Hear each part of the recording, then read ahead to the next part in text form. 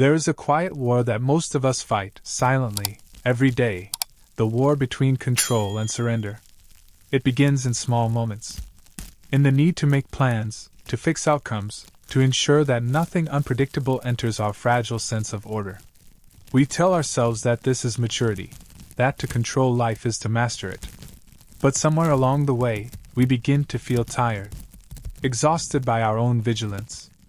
The more we try to hold things together, the more life seems to fall apart in our hands. And beneath it all, a soft whisper begins to rise. What if it was never our task to hold the world still? Carl Jung once wrote that life does not ask us to be perfect, only to be whole. To be whole, he believed, was to live in harmony with what he called the self, the deeper, guiding intelligence that moves beneath our conscious will. It is the part of us that dreams when we sleep, that heals wounds without our command, that breathes even when we are lost in thought. This self, Jung said, is always guiding us, not toward control, but toward alignment. Not toward domination, but toward understanding. When we stop trying to control life, something miraculous happens. We begin to notice that life already knows how to unfold. But the ego does not like this truth. The ego believes it must be the author of every event, the ruler of every emotion. It fears uncertainty because uncertainty feels like death, a collapse of meaning, a loss of direction. And so we plan, we force, we strive. We schedule every hour, measure every outcome, and chase a perfection that never arrives. Yet even as we chase, something within us aches. We sense that the more tightly we grip, the more life slips through our fingers. Jung often described the ego as a useful illusion, necessary for survival, but dangerous when worshipped. He saw that most suffering comes not from the chaos of the world, but from our refusal to accept that we are part of that chaos. We build barriers between what we want and what is, between our idea of life and the living truth of it. And in doing so, we lose the natural rhythm of existence. Life is not a machine to be programmed. It is a river, sometimes calm, sometimes violent, but always flowing. And to fight the river is to drown in it.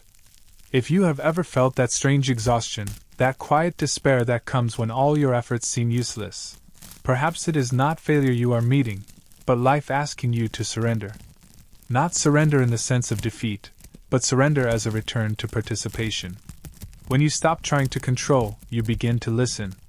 You notice what wants to emerge rather than what you demand to appear. You begin to sense that every difficulty has its own intelligence, every setback its own rhythm of teaching. Jung believed that the unconscious is not an enemy to be conquered, but a partner to be trusted. The more you listen, the more it reveals what you truly need, not always what you want, but what is necessary for growth. He wrote, "What you resist persists, because resistance gives energy to the very thing we fear. To resist life is to build tension in the soul. And over time, that tension becomes anxiety, control, perfectionism, burnout. The modern person lives as though everything depends on their effort, and yet, no amount of effort brings peace. Peace comes when effort is transformed into awareness. When the focus shifts from controlling outcomes to understanding our relationship with them. Imagine standing before a vast forest. You could try to count every leaf, name every tree, plan every path. Or you could simply walk. You could let the forest guide you. Each sound, each breath, each step revealing more than any plan could. That, Jung would say, is the art of letting life happen. Not passivity, but presence. Not avoidance, but alignment. To live this way requires trust, a trust not in the world, but in the deeper intelligence within you. Jung called this process individuation, the journey of becoming who you truly are, not who the world expects you to be. It is not about controlling life to fit your image, but allowing life to shape you into something greater than your image. It means allowing the experiences you did not choose, pain, rejection, uncertainty, to sculpt you in ways your plans never could. Control often comes from fear of pain. We try to manage every variable so that we never have to face what hurts. But pain is part of the self's language. It tells us what is dying, what is transforming, what must be released. When we control, we delay that transformation. When we surrender, we allow it to happen through us. In that surrender, something ancient awakens, the wisdom of the unconscious, the quiet movement of life that has always been guiding us. The Taoists spoke of Wu Wei, effortless action, or action in harmony with the flow of nature. Jung saw the same truth in the psyche. When we align with the unconscious, when we let life happen through us rather than against us, our actions become more authentic, our choices more fluid. We stop reacting and start responding. We begin to live from the center, not from the surface.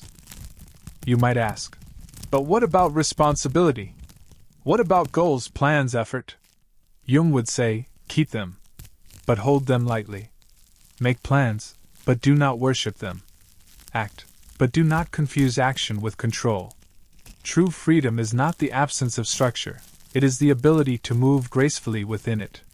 When the ego stops fighting the current, life begins to carry us to places our plans could never reach. Letting life happen is not laziness. It is awareness. It is the quiet understanding that the world is far larger than your grasp, and that you are not separate from it. When you stop controlling, you begin to participate. And in that participation, life reveals its hidden order. There is meaning even in mistakes, direction even in detours.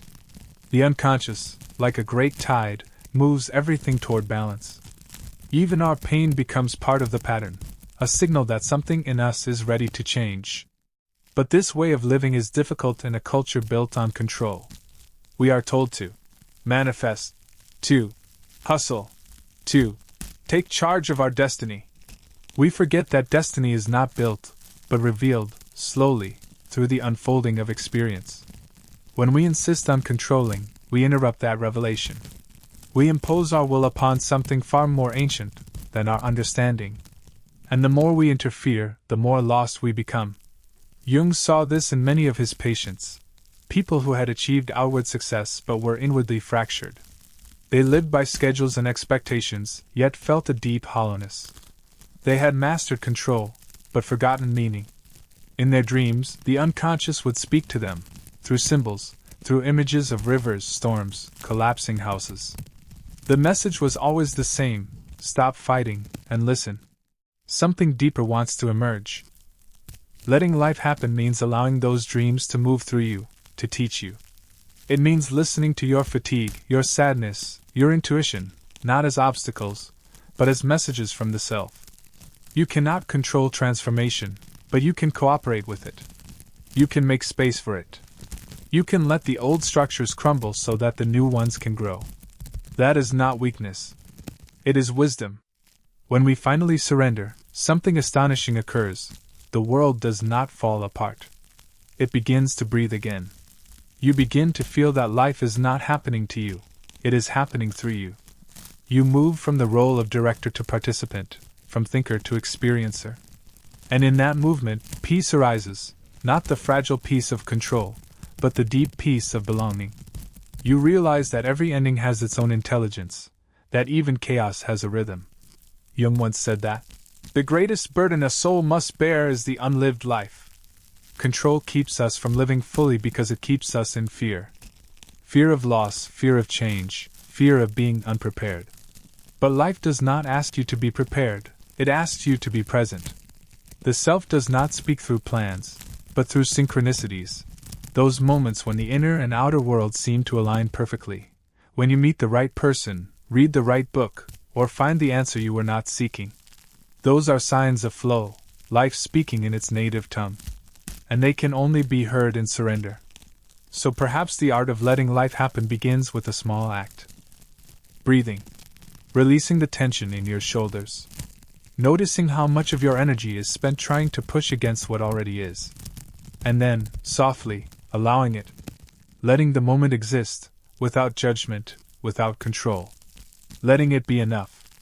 From that small allowance, a doorway opens to a way of living that is gentler, deeper, more real. For Jung, this was the essence of individuation, the process of becoming whole. Not through force, but through listening. Not through control, but through relationship. The conscious mind and the unconscious, the ego and the self, learning to move together like partners in an eternal dance. One steps forward, the other guides. One acts, the other reveals. And slowly, you realize you were never meant to control the dance, only to feel its rhythm. There comes a quiet turning point in every human life, a moment when control finally becomes too heavy to carry. You wake up one morning and realize that your plans, your timelines, your strategies, no longer hold the same meaning they once did.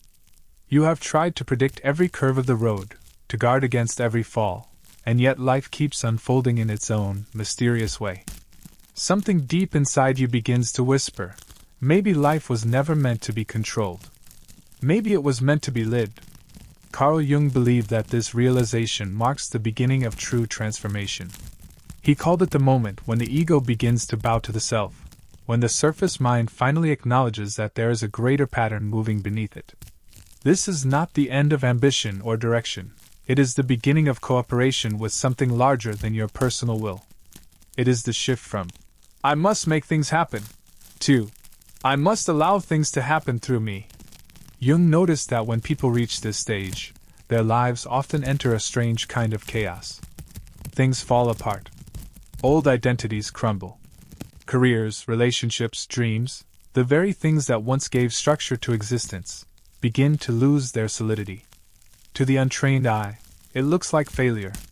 But to the inner eye, it is initiation. The self is reordering your life according to a deeper design, one that cannot be understood until it is lived. He wrote, "We do not solve our problems, we outgrow them." That outgrowing often requires that the old forms collapse, not because they were wrong, but because they have served their purpose. When you try to cling to what is dissolving, suffering intensifies. When you let it go, space appears. And in that space, something new begins to move, a current you did not create, yet somehow recognize. This current is the living expression of what Jung called synchronicity, meaningful coincidence, the meeting of inner state and outer event. It is the universe's way of revealing that your life is not random. It is intimately connected to the movements of the greater whole. When you let go of control, synchronicities increase. Doors open without force. People appear when you need them. Answers arrive in dreams or quiet intuitions. You start to sense that you are not a separate observer of life, but a participant in its unfolding intelligence. To Jung, synchronicity was not supernatural. It was natural, simply beyond the limits of our current understanding. He saw it as proof that the psyche and the world are not separate realms but two reflections of one reality. Your inner world and outer world are constantly communicating, shaping, and reflecting each other. When the conscious and unconscious begin to align, this communication becomes visible. You start to live in dialogue with existence itself. But that dialogue cannot happen if you are always speaking, always pushing, always forcing. It requires stillness, listening, patience, letting life approach you. When you finally stop trying to bend reality to your will, reality begins to show you what it has been trying to give you all along. This is why Jung often advised his patients not to chase clarity too quickly. He said, "We need to be still and wait until the soul speaks." Because the soul does not respond to pressure, it responds to presence. And so the art of letting life happen is, at its heart, the art of listening. Listening to your emotions instead of suppressing them. Listening to your body instead of commanding it. Listening to your intuition, your dreams, your discomfort, your longing. Each one is a voice of the self, guiding you toward wholeness. When you fight them, they become symptoms, anxiety, restlessness, fatigue. When you listen, they become teachers. But listening can be painful, because what we often hear first is chaos. The things we tried to bury. The truths we tried to ignore. The parts of ourselves we hoped would stay silent. Letting life happen means allowing these voices to rise, without judgment, without panic, without trying to fix them. Only then can they transform. Because transformation is not achieved through control, but through compassion. Through allowing what is hidden to be seen. Jung wrote that, "One does not become enlightened by imagining figures of light, but by making the darkness conscious." When we stop controlling, we stop hiding. And when we stop hiding, the unconscious can begin its sacred work, turning our wounds into wisdom.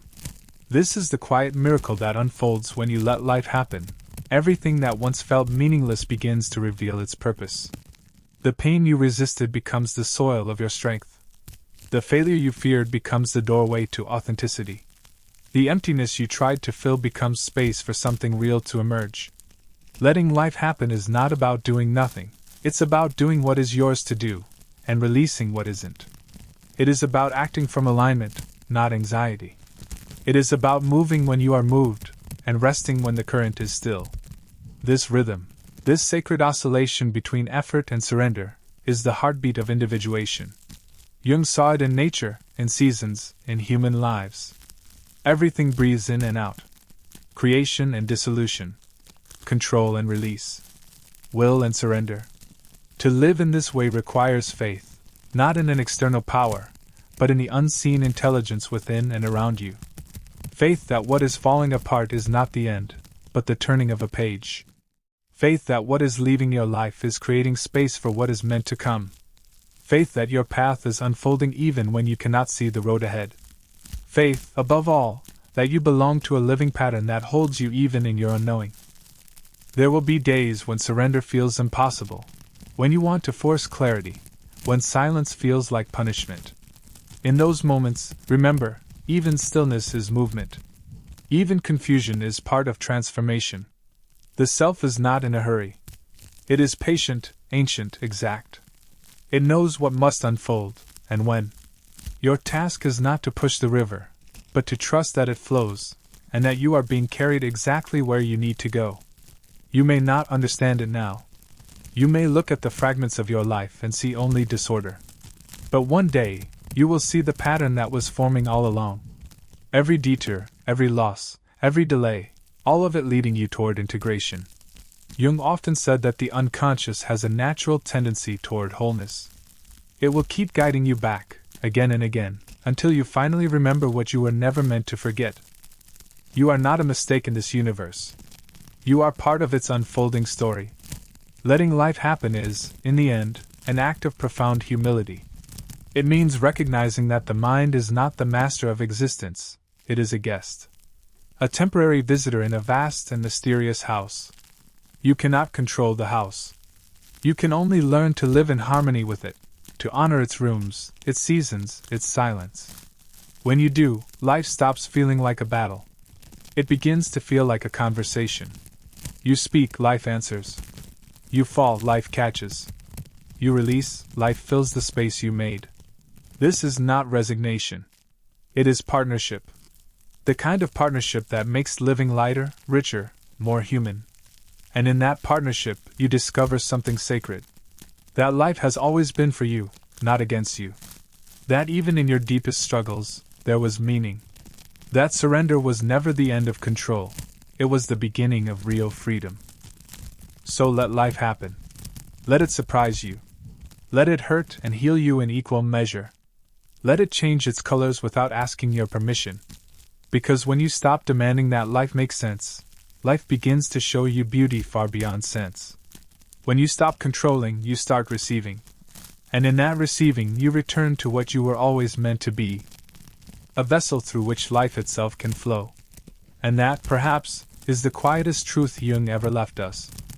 To live fully is not to conquer chaos, but to dance with it. To trust the rhythm even when you cannot hear the music.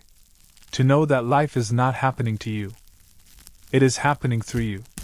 And all you must do is let it. There is a secret rhythm moving beneath everything we do. It moves through the moments we call random, through the choices we think are ours alone. It hums quietly beneath disappointment and loss, beneath love and discovery. Most people never hear it, because they are too busy trying to write the song themselves. But if you become still, if you stop insisting that life follow your melody, you might hear something extraordinary. Life has been composing its own music through you all along. Carl Jung believed this rhythm was the movement of the self, the deeper organizing principle of the psyche. He saw every event, every dream, every encounter as part of a living dialogue between the conscious mind and the unconscious world. To live consciously, then, was not to dominate that conversation, but to listen to it. To learn the language of symbols, of feelings, of intuition. And in learning that language, we begin to understand what Jung meant when he said, "The privilege of a lifetime is to become who you truly are."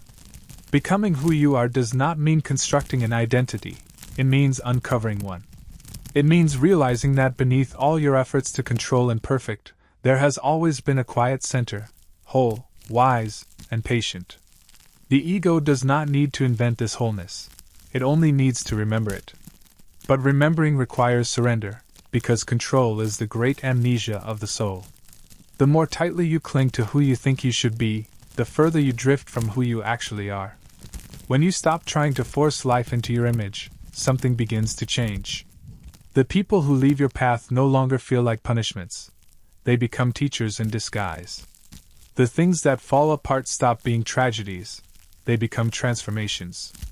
The silence that once frightened you becomes sacred space. You start to see that what you called chaos was only creation happening faster than you could understand. Jung observed this in his patients, that the most painful times of their lives often became the most fertile. When the ego could no longer maintain its illusions of control, the unconscious would rise, not to destroy, but to restore balance. Dreams would intensify. Synchronicities would appear. The person would feel both lost and guided at once. It was, Jung said, the psyche's way of healing itself. But this healing does not obey human schedules. It unfolds according to a wisdom that operates beyond logic, beyond time. To participate in this process requires trust, not blind faith, but a deeper kind of knowing. It is the trust that arises when you finally recognize that the same intelligence that guides the stars also moves through you. That you are not separate from nature, but an expression of it.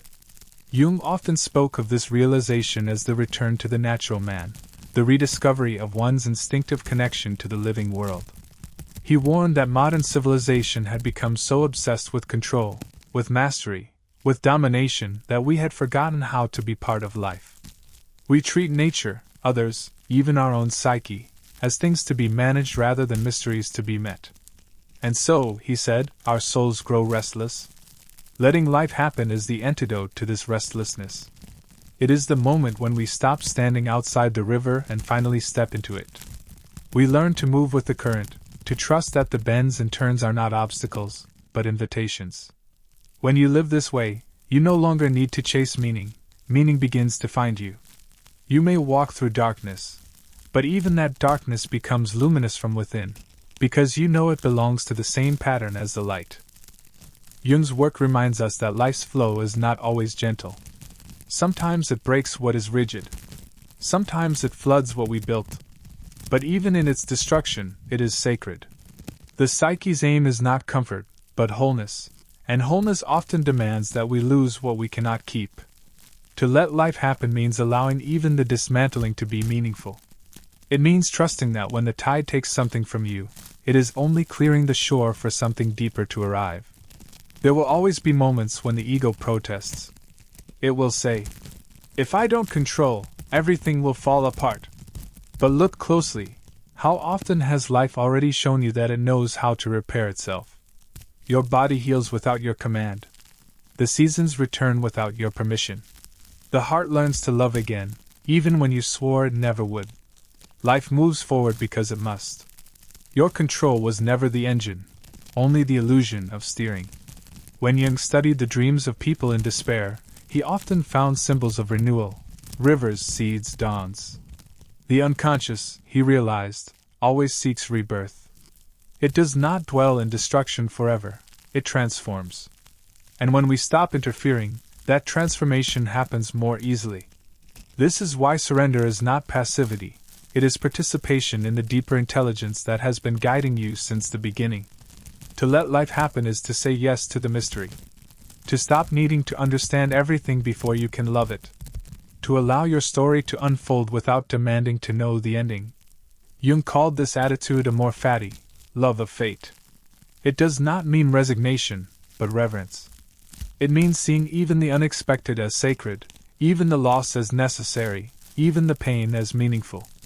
It means knowing that every experience, no matter how small, belongs to the great pattern of your becoming.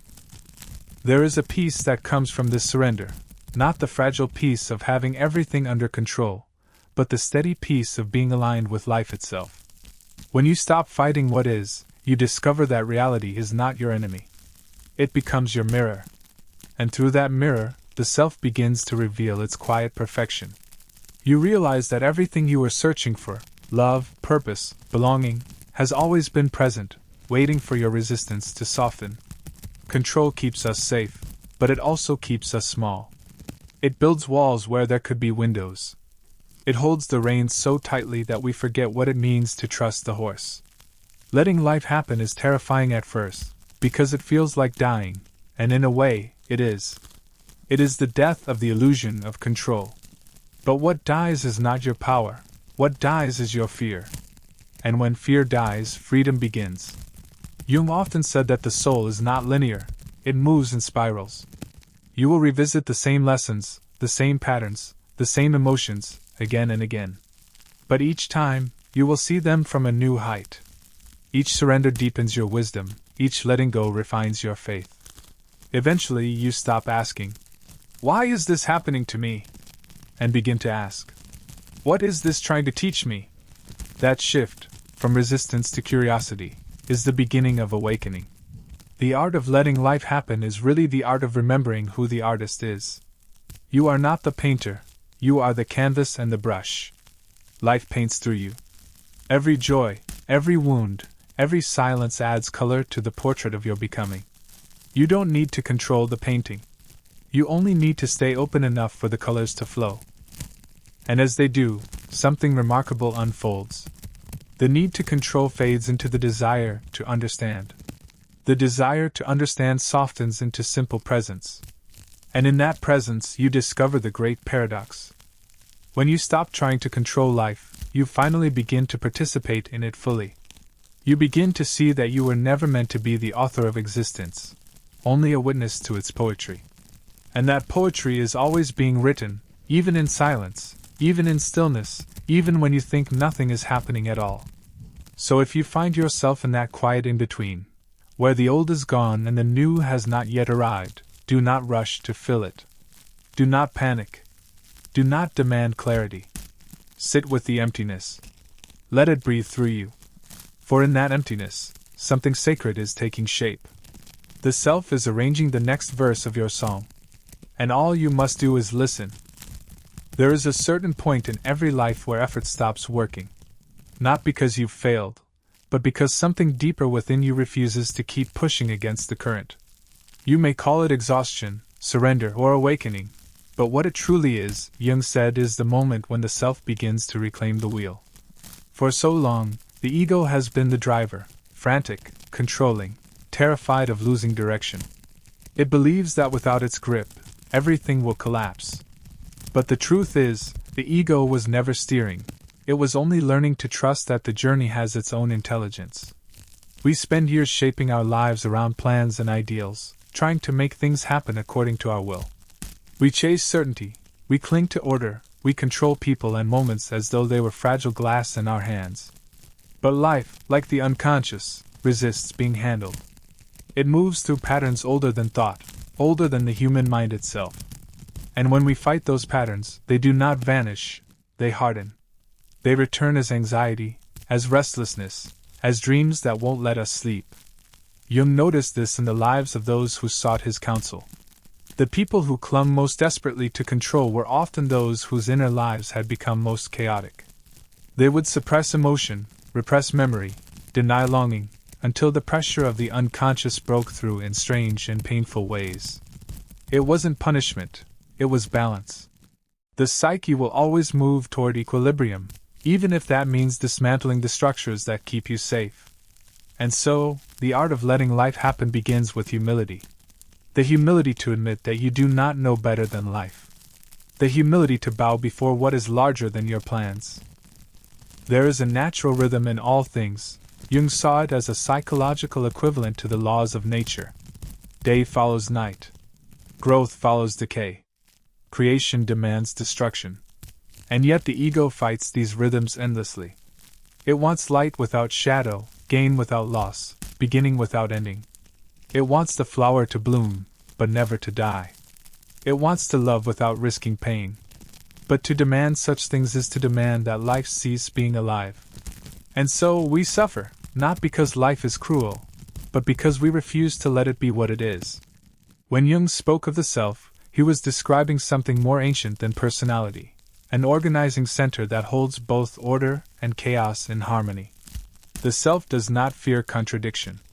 It knows that love and pain, loss and renewal, darkness and light are not opposites. They are companions. They belong to the same truth. And when you begin to live from that deeper center, the boundaries between good and bad begin to soften. You stop labeling moments as blessings or curses. You start to see that every experience, no matter how uncomfortable, carries within it the seed of meaning. To let life happen, then, is to begin listening for that meaning instead of forcing your own. It is to recognize that the universe is not silent. It is speaking through every coincidence, every emotion, every quiet impulse that stirs your soul. Jung called these synchronicities, moments when inner and outer worlds mirror each other with uncanny precision. When a thought you can't shake is reflected by a chance encounter. When a dream seems to whisper the next step you must take. These are not random, they are conversations. They are how life tells you. You are in alignment. Keep listening. But the ego, trained in control, mistrusts these whispers. It demands proof, logic, clarity. It wants a map, not mystery. And so, much of the art of letting life happen is the slow unlearning of that demand. It is learning to trust what cannot yet be proven. It is realizing that intuition is not the opposite of reason. It is reason's older sibling, speaking a softer language. There are moments in life when all external control fails: illness, heartbreak, loss, uncertainty. In those moments, our usual strategies collapse, and we are forced to face what Jung called the numinous, the raw presence of the greater life moving through us.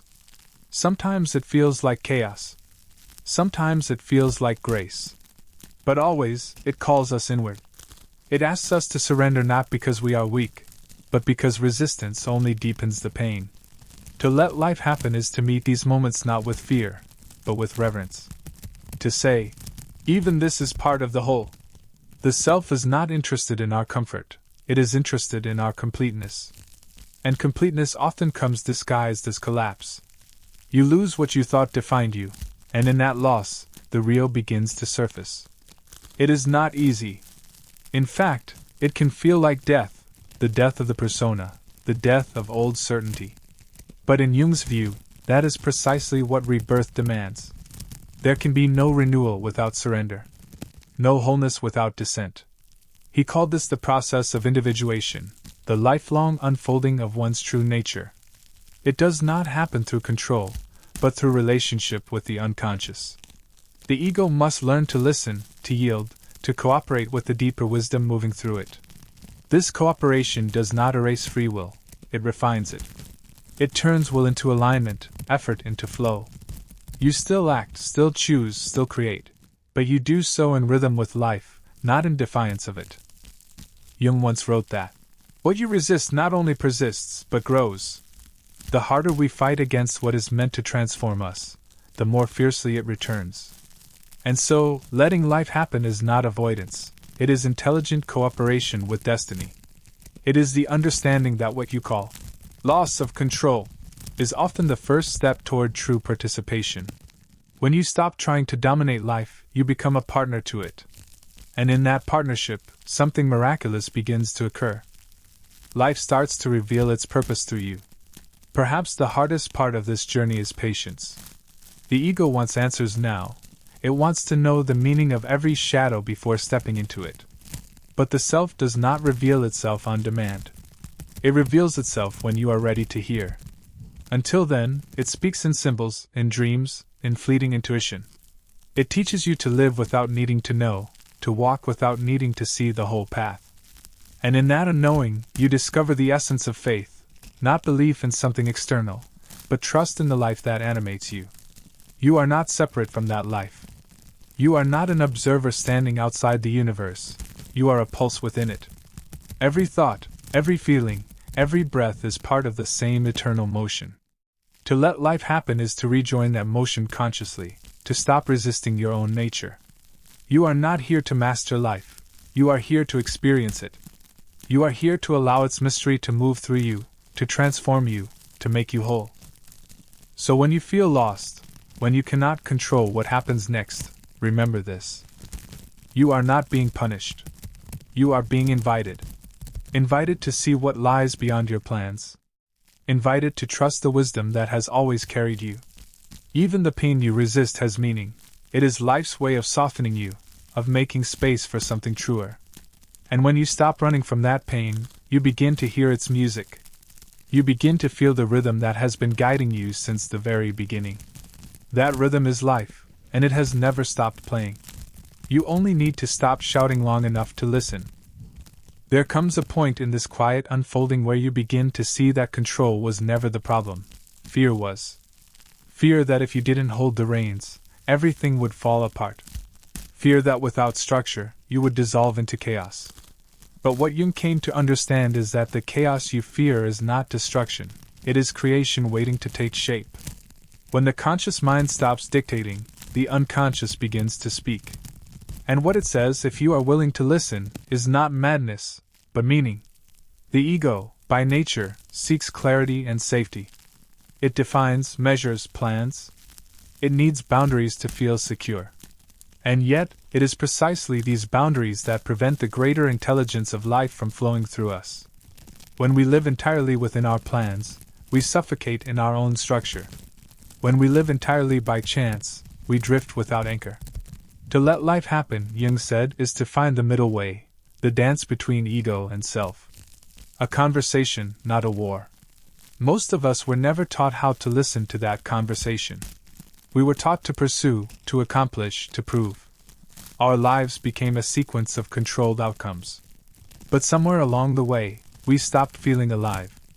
We became efficient, successful, but hollow. Jung saw this in countless people, men and women whose outer lives were full, but whose inner lives were starving. They mistook motion for meaning. And when life inevitably interrupted their plans, through loss, through illness, through failure, they called it misfortune. But it was not misfortune. It was the soul's rebellion. It was the unconscious saying, enough. There is a quiet wisdom that arises when you stop fighting what is happening. It doesn't make the pain vanish, but it reveals its purpose. Suffering, Jung said, is not the enemy. It is the tension between what the ego wants and what the self demands. And within that tension, growth occurs. The caterpillar must resist the cocoon before it becomes a butterfly, not because the cocoon is cruel, but because transformation requires struggle. The ego must push against its limits to discover they were never prisons, only thresholds.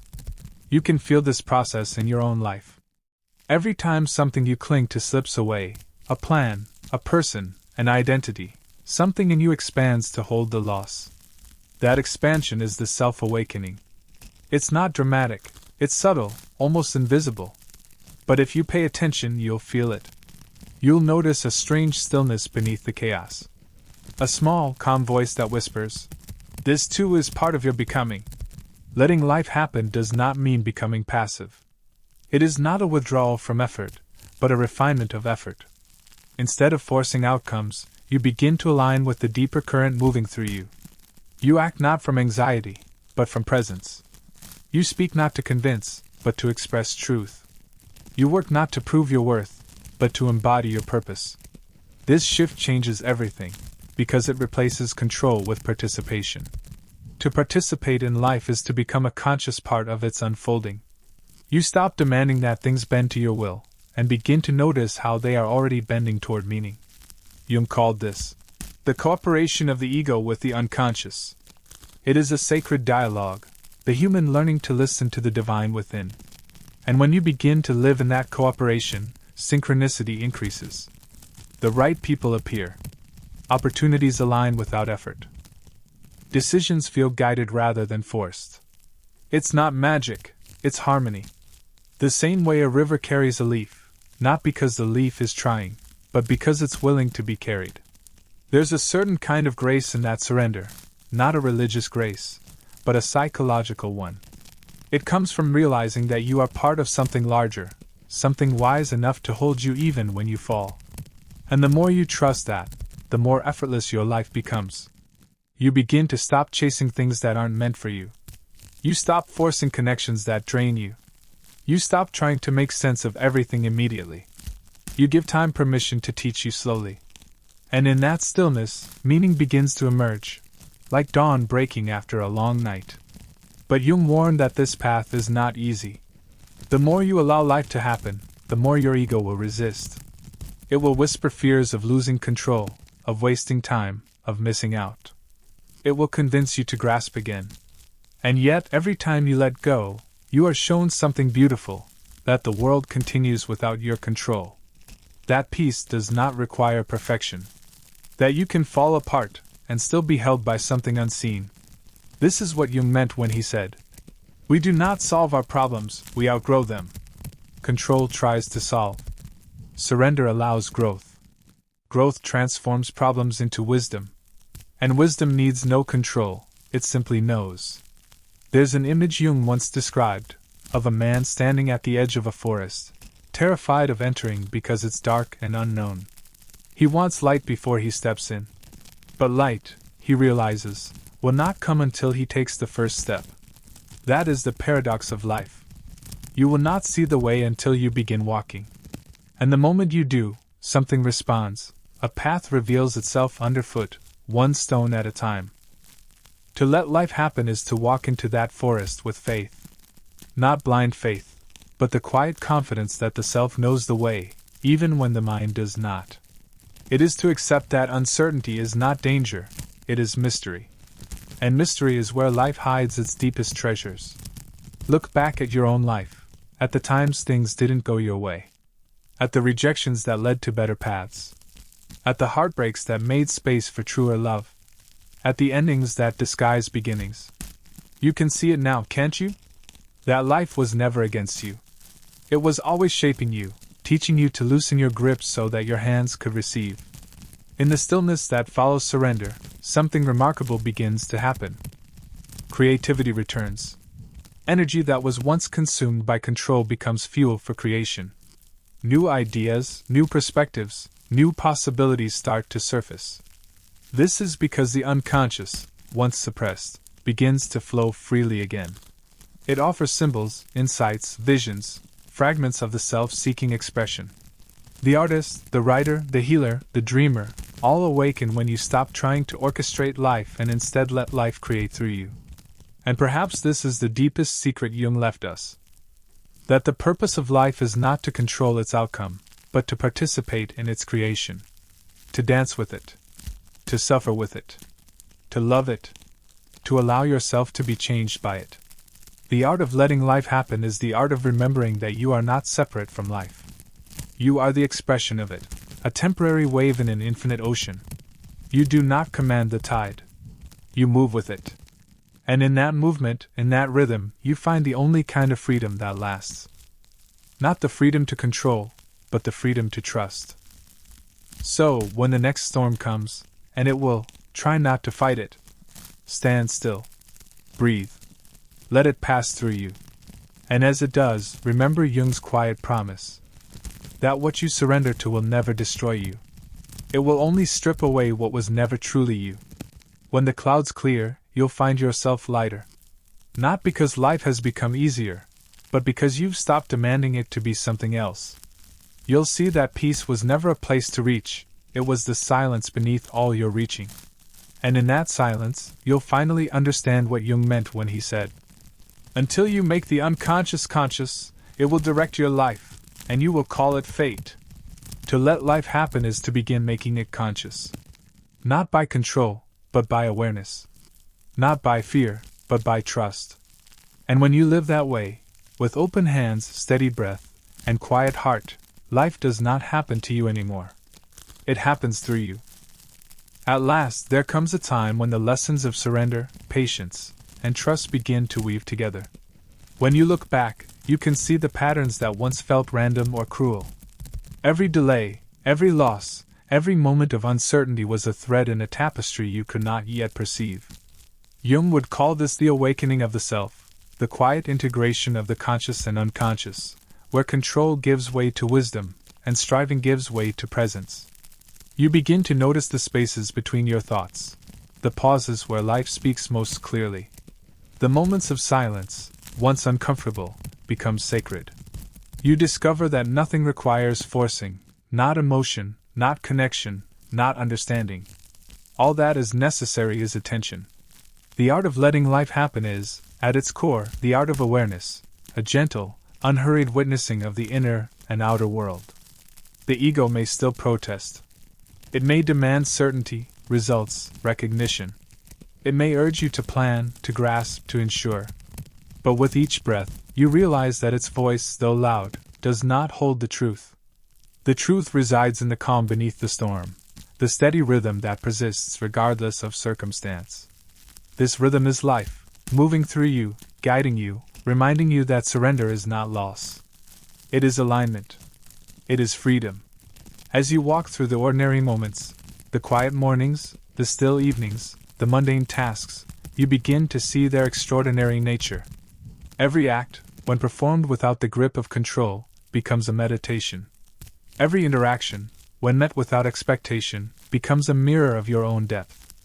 Jung believed that the unconscious always seeks expression, and when the ego steps aside, it can speak through even the simplest gestures, a smile, a word, a kind touch.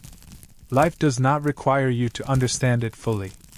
It only asks that you participate, to move with it rather than against it, to breathe with it rather than resist it. And as you practice this, the boundaries between self and world begin to soften. You no longer measure your worth by outcomes or approval. You no longer define your peace by absence of challenge. You feel held, not because the world has changed, but because you have shifted within it. Jung wrote often of the journey toward individuation, the lifelong process of becoming whole. It is not linear. It is not clean. It is messy, often uncomfortable, sometimes frightening. And yet it is always beautiful. Because it leads you to a state of integration where shadow and light coexist. Where your fears are companions, not enemies. Where your strengths are recognized without arrogance, and your vulnerabilities are met without shame. To let life happen is to enter this integration consciously. You stop resisting what is, and you begin to respond with presence. You stop trying to shape the river and instead float with it, feeling its currents, noticing its direction, trusting its flow. This does not make you passive. It makes you active in the most profound sense. Active in participation rather than domination, active in expression rather than control, active in observation rather than compulsion. The practice of letting life happen deepens over time. At first, you notice small things. A conversation flows without tension, a project develops without strain, an insight arises without force. Then, gradually, you notice larger patterns. Challenges that once felt unbearable transform into lessons, relationships shift into authentic resonance, opportunities emerge with seeming ease. It is not luck or coincidence. It is the natural consequence of alignment, of the ego learning to cooperate with the unconscious. And the most astonishing transformation occurs inwardly. You discover a quiet center that no circumstance can touch. A sense of presence that is unshakable. A clarity that does not depend on outcome or approval.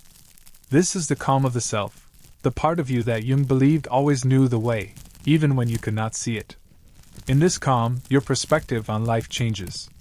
You understand that happiness is not a destination, but a state of receptivity. You understand that power is not in controlling others, but in mastering yourself. You understand that peace does not arise from certainty, but from acceptance. The world does not need your control to exist, it needs your presence to engage fully. And you, in turn, do not need the world's permission to exist fully. There is a liberation in this realization. It is not loud. It is not triumphant.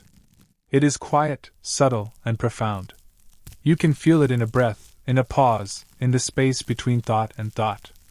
It is life speaking, whispering, guiding, reminding you that everything unfolds as it should, even when the path is hidden. Jung called this psychic wholeness, a state where you are neither dominated by the ego nor lost in the unconscious, but moving in harmony with both. It is a delicate balance, yet it is the natural state of the psyche. To enter this state, you do not need to conquer or manipulate. You only need to observe, to listen, to trust. And slowly, over time, the dance between effort and surrender becomes effortless. When you look back on your life from this perspective, you will see a pattern that was always present. Moments that once seemed chaotic now appear orchestrated. Losses that once felt devastating now seem necessary. Pain that once seemed cruel now appears instructive. And you, at last, recognize that you have been part of the current all along. You were never separate. You were always moving with the rhythm of life, sometimes resisting, sometimes flowing, always learning. This is the essence of letting life happen. It is the realization that control is an illusion, and surrender is a kind of mastery. It is the awareness that life does not happen to you, nor for you. It happens through you. And in that flow, you find freedom, purpose, and the quiet joy of being fully present. As you leave this reflection, take a moment to feel your own presence. Notice your breath. Notice the quiet space within you. Notice the life that is moving, always, through every cell, every thought, every heartbeat. It does not demand. It does not question. It simply exists, and invites you to exist with it. So let go, not in fear, but in trust. Let the current carry you, let the unknown guide you, let your inner self speak. And know that in the art of letting life happen, you will discover the depth, richness, and wholeness of your own being. This is not a destination. It is the journey itself. And it is enough.